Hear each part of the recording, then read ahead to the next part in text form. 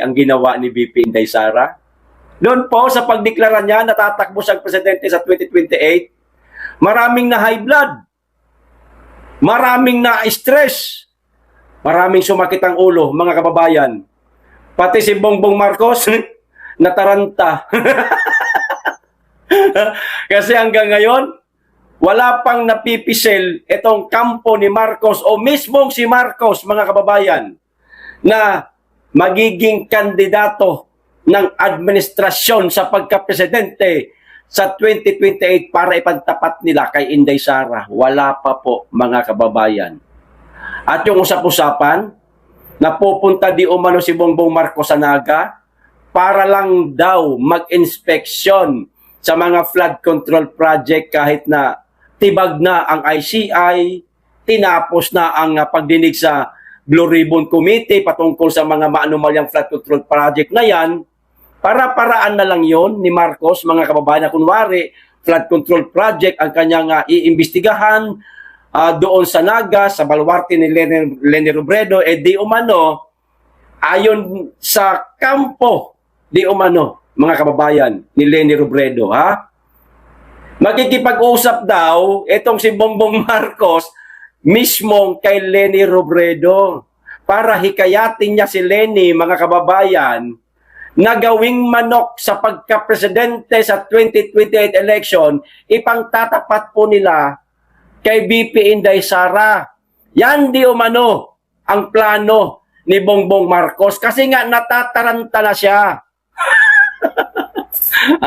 Natatakot siya, mga kababayan, na wala silang maipanalong presidente sa 2028 kasi siguradong mababalikan siya sa lahat ng mga ginagawa nilang kalokohan, kabulastugan, pag nanakaw di umano sa kaban ng bayan. Nga naman, pag nanalo si Inday Sara, ang daming resback na gagawin nito kay Bongbong Marcos at sa lahat ng kalyado niya, mga kababayan. Maraming maipapakulong si Inday. Kaya, ngayon, si Bongbong Marcos, di umano, mga kababayan, natataranta na, nagkukumahog na, mga kababayan, para makakita ng malakas-lakas man lang nakakandidato sa pagka-presidente sa 2028, pangtapat po nila kay Inday Sara. Wala pa po silang nakikita At maliban po kay VP Inday Sara, alam naman po natin ito, mga kababayan, sumunod po na medyo maganda-ganda ang survey si Leni Robredo, pero napakalayo po ng diferensya. Malayong-malayo na sa mga 10 hanggang 15% ang agwat. Ganon kalayo. At least kahit papaano, pumapangalawa si Leni, mga kababayan, sa ating pangalawang Pangulo, Inday Sara Duterte. Alam na po natin na malabong manalo si Leni Robredo, pero ninanais pa rin po, di umano, nitong si Bongbong Marcos o kampo ni Bongbong Marcos, mga kababayan, para maging kandidato si Leni. Inang Lenlen, Diyos ko naman, eto na naman tayo, magkikwentuhan na naman tayo nito sa social media. Inang Lenlen, mag-isip-isip po kayo. Gamitin nyo po yung inyong kokote.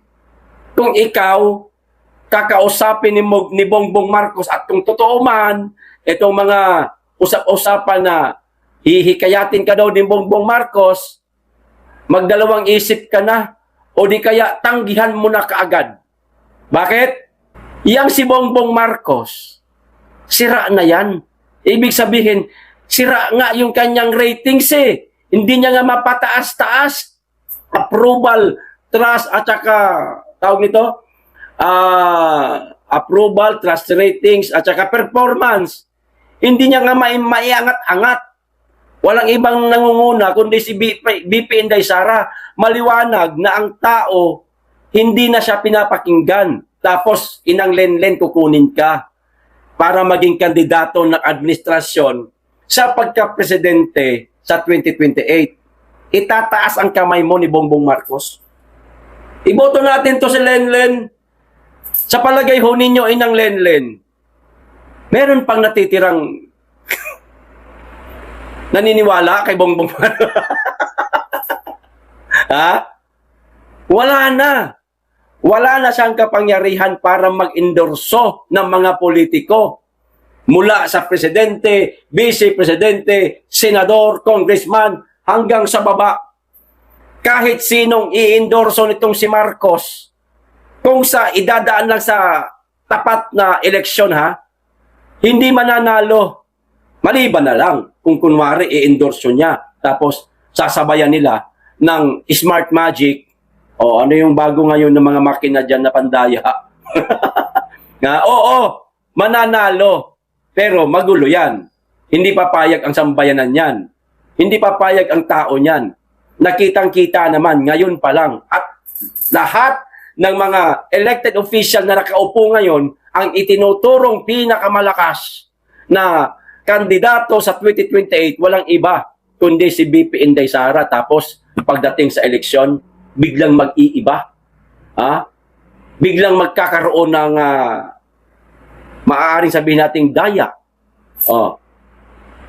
Maraming magagalit niya ng mga Pilipino.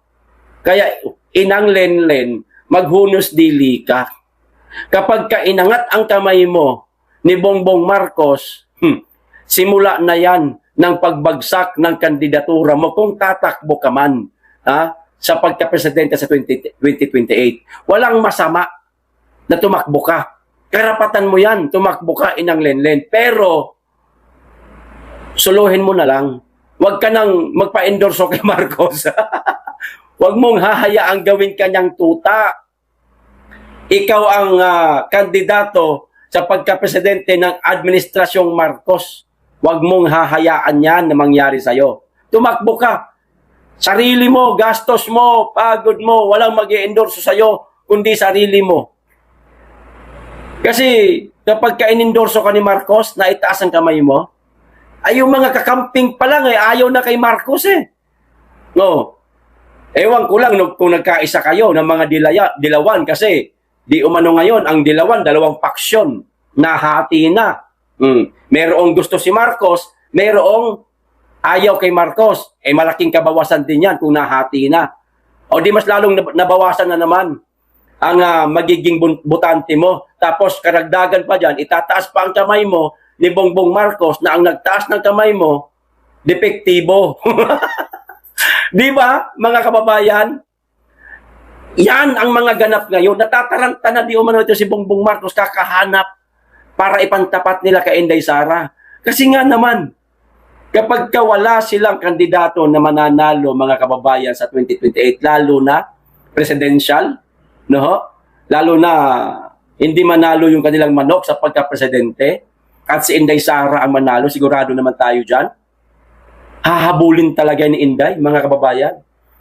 Lahat ng mga naging pagkukulang niya, kapabayaan niya sa pondo ng bayan, mga nangyayaring anomalya sa flood control, na damay siya at pinangalanan siya ni Saldico, itinuro siya ni Gutesa. Kulong talaga yan. Kaya nagkukumahog na, natataranta na ngayon di umano, mga kababayan, si Bongbong Marcos, sana makahanap na siya ng kakandidato. Kaya ako sa'yo din ng Lenlen, kung ayaw mong madamay sa sumpa, karma malas ni Marcos, huwag mong hayaan na itaas ang kamay mo. Kawawa ka lang, inang Lenlen. Madadamay ka sa sumpa ng mama na yan. Kasi ngayon, si Bongbong Marcos, inang Lenlen, kinakarma na. O kita nyo, meron na ngang inidoro sa sa tigiliran Meron nang inidoro. Karma na yan. At usap-usapan pa, meron na daw cancer. Dahil nga dito sa biglaang pagpayat niya. Bigla-bigla, papayat. Kung yung mga taong nagda-diet nga, ilang buwan na hirap pumayat. Tapos kay Bongbong Marcos, biglang bagsak yung katawan. Pag nung sabihin hanggang ngayon, lugaw pa rin kinakain yan. Lumalabas dito sa tagiliran niya, putik.